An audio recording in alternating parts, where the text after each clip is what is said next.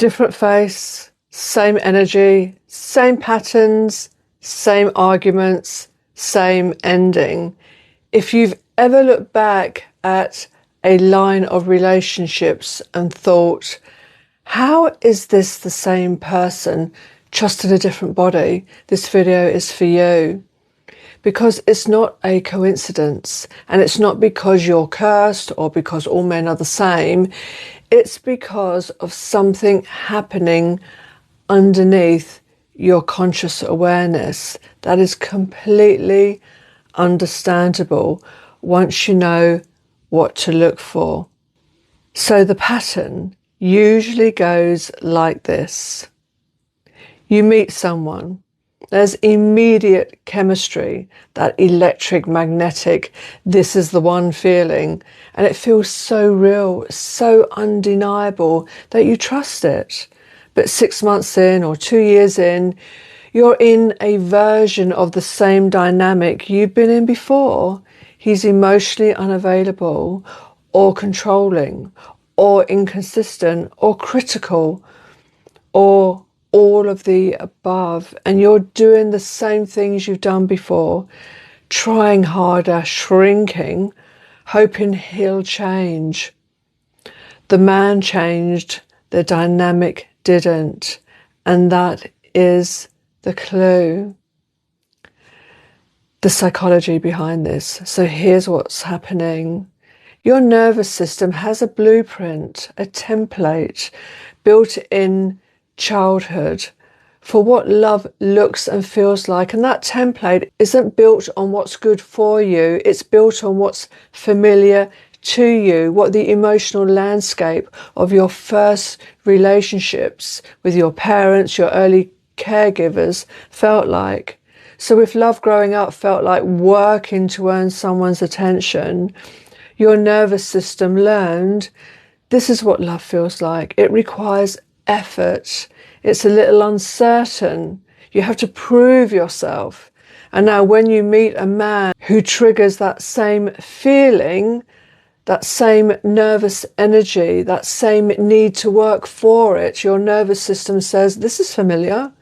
This is home. This is chemistry. But it's not chemistry. It's recognition. You're not attracted to these men because you have bad taste.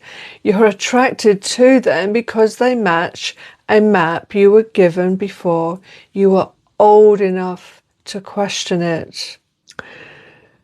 The really important thing to understand here is that this happens below the level of conscious thought. You're not sitting down and rationally choosing unavailable men. Your nervous system is doing the choosing before your brain even catches up. That magnetic feeling, that instant connection, it's often your nervous system recognizing a familiar emotional frequency, not compatibility, familiarity.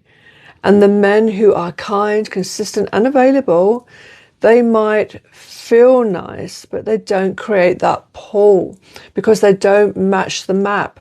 They feel like the wrong key for a lock you've been carrying around your whole life until you change the lock.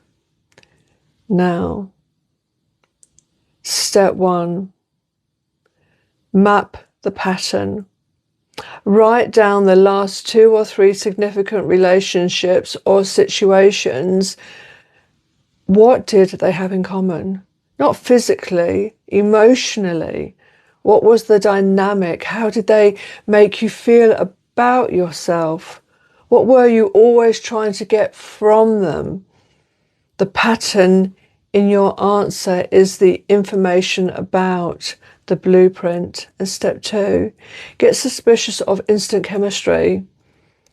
This one's uncomfortable but important. If you meet someone and feel that immediate, overwhelming pull, slow down. That feeling isn't a red flag on its own, but it's worth asking. Is this attraction or is this recognition? Does this person's emotional style feel familiar in a way that's healthy or familiar in a way that's old? And then step 3, practice choosing differently.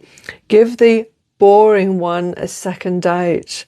The one who's consistent and warm and doesn't make you feel anxious, doesn't diminish you.